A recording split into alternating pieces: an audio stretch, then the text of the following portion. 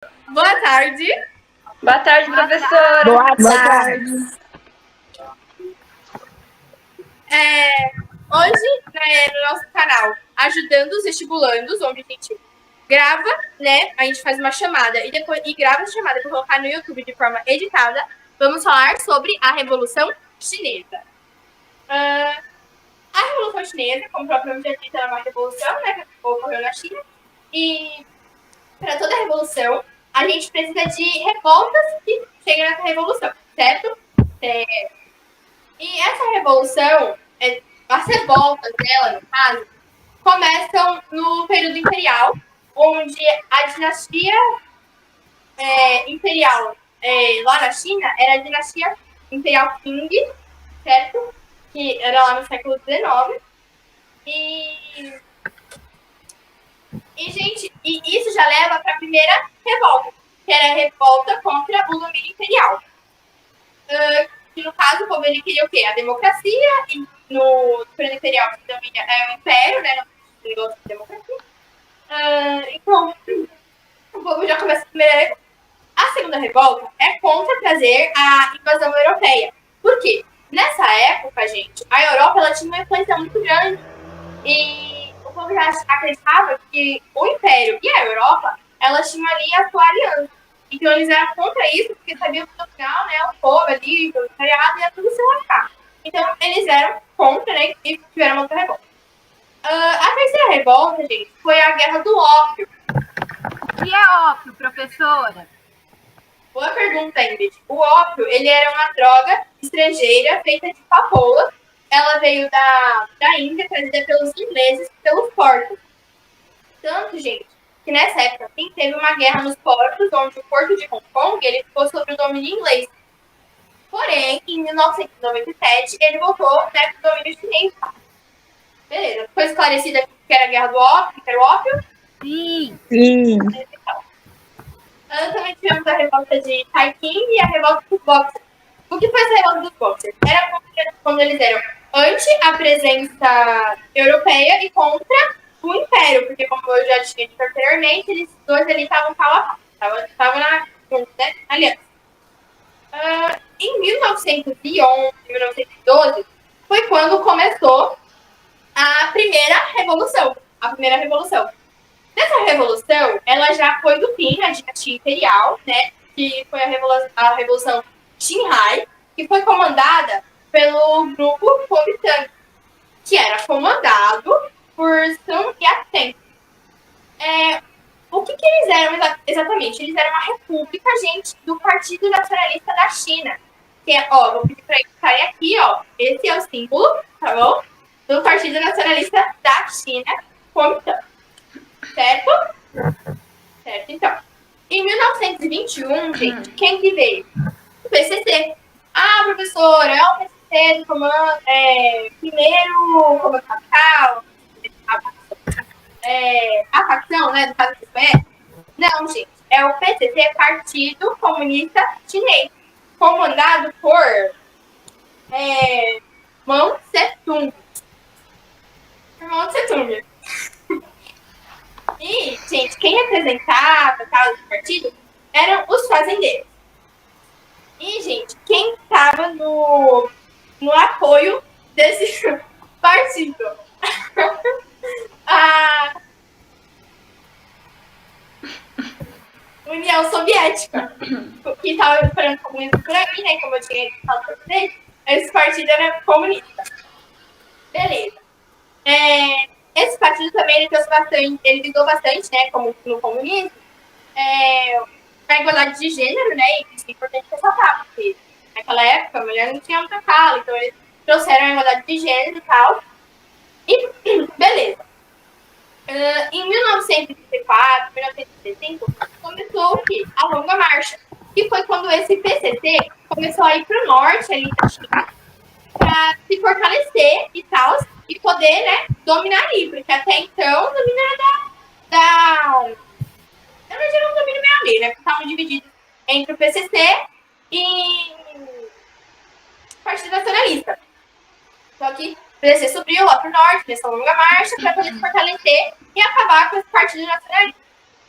Certo? Certo, então. Porém, gente, em 1937, aconteceu a invasão japonesa, quando o Japão ele queria ali pegar as terras, os dinheiros e tal. Porém, essa invasão acaba em 1945. Então, ela começa em 1937 e acaba em 1945. E tem uma coisa que é Professora, Sim. 1937 a 1945 não foi o período da Segunda Guerra Mundial? Exatamente, Júlia. Era nesse ponto que eu queria chegar, gente. Não é apenas uma coincidência. A invasão japonesa, ela começa, né, em 1937 e acaba em 1945. Por quê? Porque em 1945 é quando os Estados Unidos lançam as bombas atômicas em Hiroshima e Nagasaki. Então, como o Japão precisa se reerguer, ele acaba recuando, né? Entenderam? Beleza, então.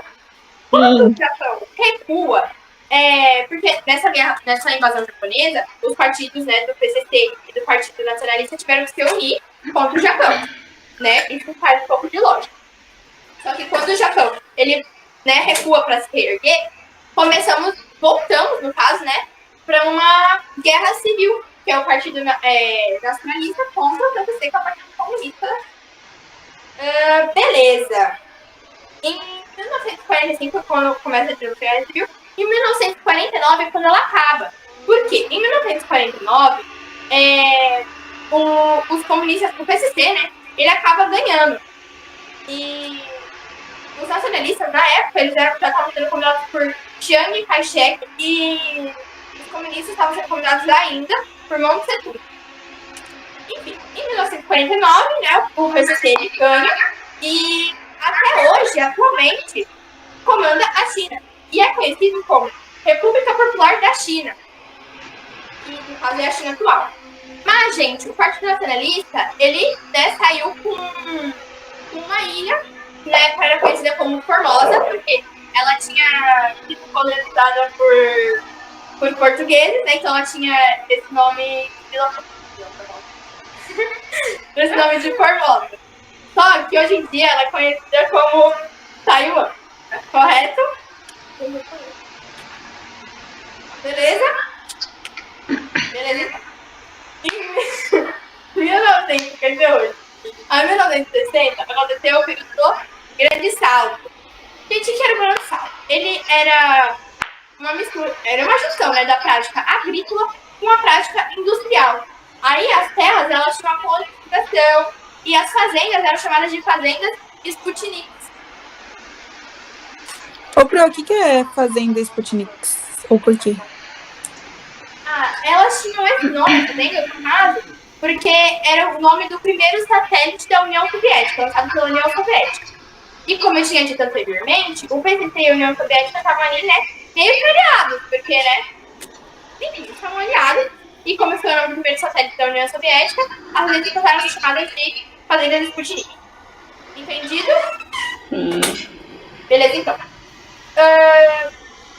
Outra coisa que aconteceu nesse grande salto foi uma coisa assim, que levou eles ao fracasso, é que as pessoas tinham que derreter os ferros e os metais que elas tinham para ajudar nas indústrias. E nesse processo, assim, nesse período morreram de 20 a 50 milhões de pessoas por fome ou miséria. E por isso o grande salto foi um fracasso e teve que ser interrompido. Beleza? Beleza, então. A partir daqui, a gente vai para onde? O desabrochar das 100 flores. O que foi o desabrochar das 100 flores, professora?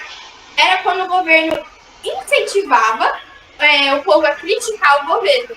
Aí você pensa, nossa, ele queria que criticasse para o governo poder aprender com seus erros e poder melhorar? Não, gente, quem dera para aquele povo. Na verdade, eles deram essa liberdade entre aspas, assim, pro povo criticar. E assim, o povo demorou pra criticar, né? Porque eles estavam com o pé atrás. Mas como que era criticar? Qual que era a intenção do Mao Tse-tung? Era saber quem que era contra ali o Partido Comunista e as suas práticas. Pra acontecer o quê? Pra eles acabarem, né, matando aquele povo. E como que eles matavam esse povo? Mao Tse-tung, ele criou a Guarda Vermelha.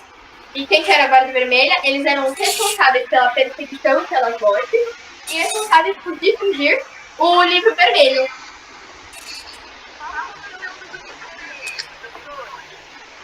Boa pergunta. O livro vermelho, gente, ele era tipo um culto à personalidade do Mao Tse Tung. E ele também falava das teses do Mao Tse Tung comunista. As teses onde ele pegava, por exemplo, as teses reais comunistas, só que implantava do jeito dele. E aí esse livro ele falava sobre isso. Deu pra entender? Beleza, então. Sabendo disso, em 1966 a 1976, nesse período de 10 anos, aconteceu a Revolução Cultural. Essa Revolução Cultural, o que ela era? Ela era contra as quatro velharias. Quais que são as 4 velharias?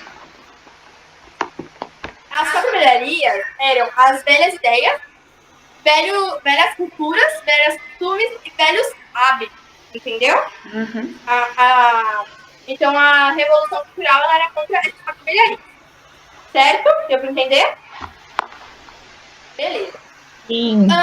Do modo que eu tô explicando pra vocês, gente, nesse período, assim, o PCT, ele era uma coisa muito exagerada. E a gente sabe que quando uma coisa ela é muito exagerada, acaba sendo ruim, é uma coisa ruim. E isso acontece com os partidos também. Quando os partidos eles são uma coisa muito intensa, muito exagerada e tal, eles acabam virando ditadura. E ali, gente, aquele PCC, ele era basicamente uma ditadura, né? Tanto que rolou a perseguição, as mortes e tudo com as pessoas, correto?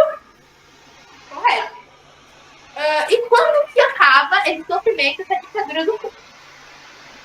Quando o Mao Tse Tung ele morre e quem assume é o seu sucessor,